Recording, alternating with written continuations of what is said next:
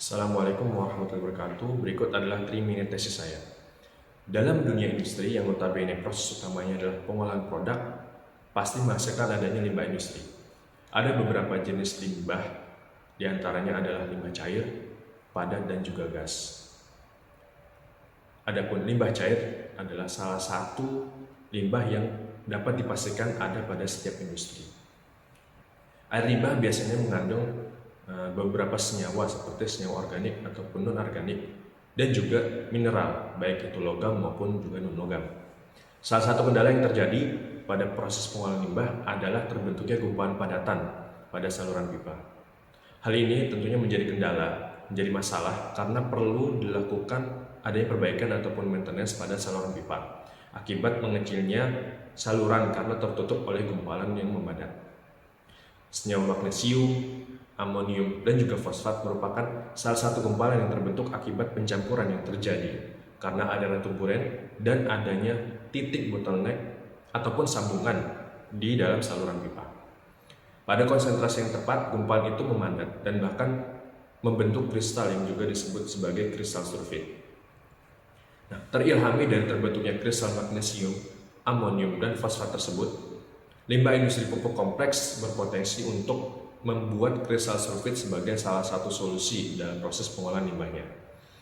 Limbah industri pupuk kompleks yang notabene membuat produk pupuk diantaranya pupuk ZA, NPK, urea, dan juga amonia menghasilkan limbah amonium dan fosfat berlebih. Industri pupuk kompleks dapat membuat lini produk baru dengan melakukan penambahan magnesium agar terbentuk kristal sulfit. Limbah amonium, dan fosfat yang berlebih ini ditambahkan dengan magnesium dengan melakukan variasi perbandingan konsentrasi molar magnesium, amonium, dan fosfat.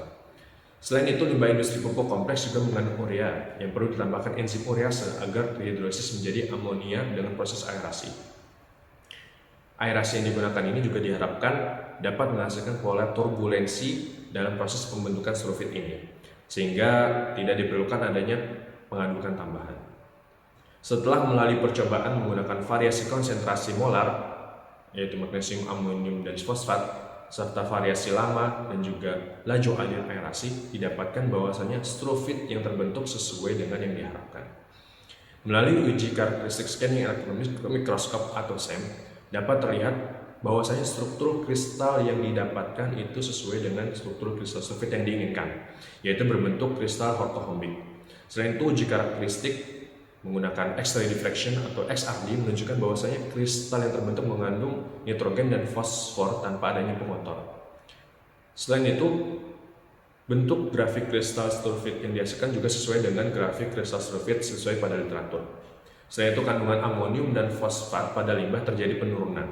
Penyisian senyawa amonium karena terbentuk produk sulfit mencapai 70%, adapun penyisian senyawa fosfat mencapai 99%. Kristal sulfit ini dapat digunakan sebagai produk pupuk baru karena terbukti dapat dengan mudah terlarut ke tanah sebagai nutrisi tambahan bagi tanaman. Terima kasih. Wassalamualaikum warahmatullahi wabarakatuh.